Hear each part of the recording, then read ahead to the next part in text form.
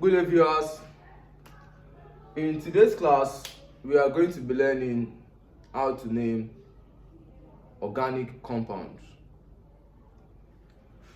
And when we talk about organic compounds, we're talking about compounds having the CH, carbon and hydrogen. Now, there are several rules involved in naming organic compounds. Several rules are involved. Number one is you identifying the longest carbon chain. Number two is numbering your carbon chain to make sure that the substituent might be an alkyl or a radical or halogen like the fluorine, chlorine, iodine.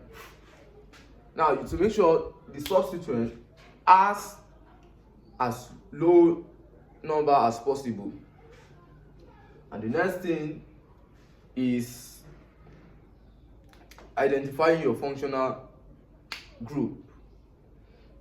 Now, we are going to put all these rules into action. We are going to put it into practice in our examples. But there are more rules. Depending on the kind of questions. There are more rules depending on the kind of questions you have. Now, before we do that, I'll be giving you some functional groups that we have. Now, for alkane is a single bond. For alkene is a double bond. Alkyne, triple bond. Alkanol, the OH functional group. Alkana,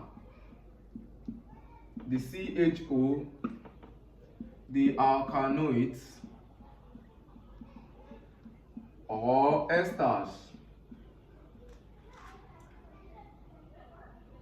the COO, the alkanoic acid or carboxylic acid.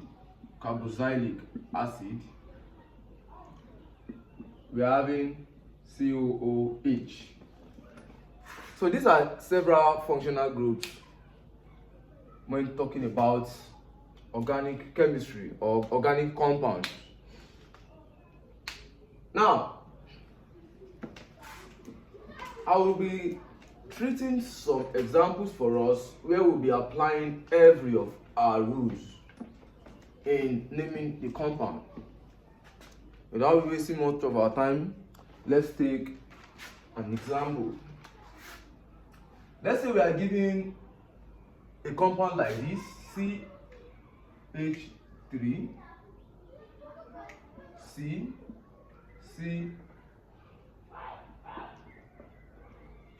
CH3, then C, triple bond, C, then CH2, then CH, and methyl, CH3, another CH3 here,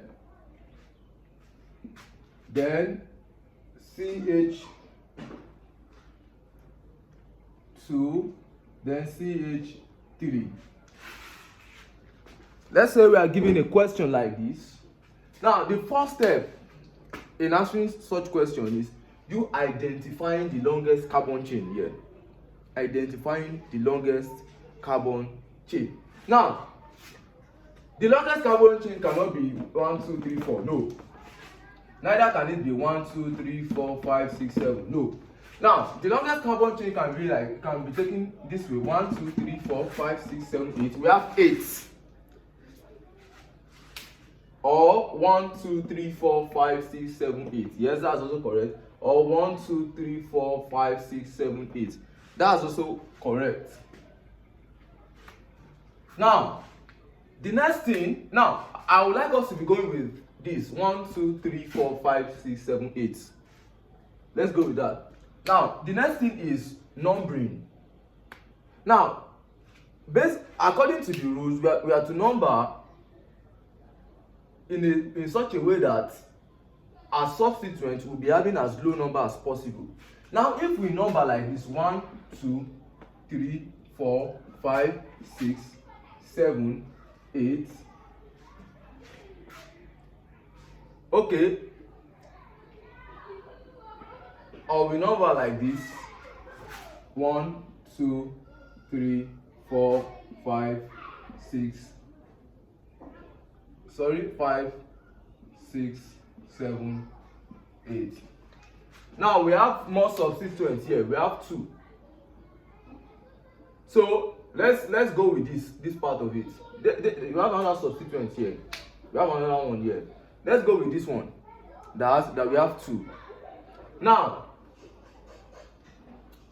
this is the best numbering. This is the correct numbering for this kind of chain. Why? We are having 2 here instead of 7. 2 is lower than 7, so this is wrong. This is an incorrect numbering. Now the next thing is to bring out the substituents. Now if we are to bring out the substituents, we'll be having something like 2 2 6. Why? We are having substituents in number 2. This is number 1, this is number 2. We are having substituents in number 2, which is methyl. Now the substituent in number 2 is double. We are having it up, we are also having it down. Now if we go to number 6, we are also having another substituent, which is 6. Now that will be 2 2 6. Because we have 3 now, it will be trimethyl.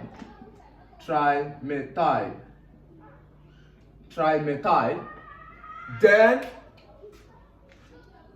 let us count. How many CH do we have in this chain? 1 2 3 4 5 6 7 8. 8. Just like octagon, 8 is carrying oct. Then oct. Now we should have written octane. Or yes, we should have written octane. But we have a triple bond here. Now let's assume everything here is just one bond, no triple bond, we would have written octane. But because we are having triple bond here, now let us look at this. This is 1, this is 2, this is 3. This third carbon is the one carrying the triple bond here. So we'll be having oct 3. Now triple bond is for the functional group alkyne. So oct 3-ine. So this will be our answer to this question. All right, let's take another example.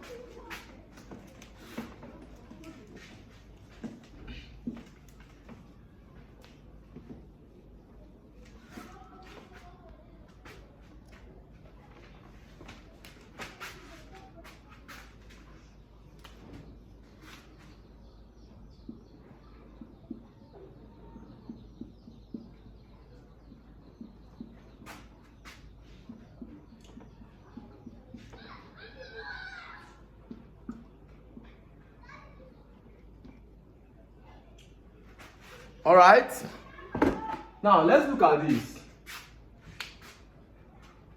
The first step, identify the longest carbon chain. This is even the longest carbon chain, this, because this is not carbon. These two are hydrogen, chlorine. Now we're having 1 2 3 4 5. Now this is not a functional group. This is a substituent. Why this is a functional group? Now here we are having, okay, let's say we are numbering it like this: 1 2 3 4 5. Or we choose to number it like this: 1 2 3 4 5. The correct numbering here will be this. Why? Because our functional group, which is alkene, is having as low number as possible. It is having 2 instead of 4 here. So this is the correct numbering to use for this kind of chain. Now, we continue. The next thing is, we would have gone with methyl if we have methyl as our substituent, but here we are having chlorine as a substituent. Now we have chlorine in 1, 2, 3 and 4, right? 3 and 4. So 3, 4. Because we are having 2 chlorine here, it will be di for 2, dichloro. Now, how many carbons do we have? 1, 2, 3, 4, 5. 5, abi? That will be pent. Now, in number 2, we are having the alkene. In number 2, we are having the alkene functional group. So it will be pent2-ene. Pent2-ene. Now, let me give you some prefixes for this organic compound. Now, for 1, it will be met. For 2, it will be et. For 3, it will be pro. For 4, it will be but. For 5, it will be pent. For 6, it will be ex. For 7, it will be ept. For 8, it will be oct. For 9, it will be non or nona. For 10, it will be dec or deca. So this is how we name organic compound. In our next class, we'll be talking about naming organic compound 2. So thank you. Please make sure you like, you subscribe and share if this video is really useful to you. Your support is what we really need. Thank you very much.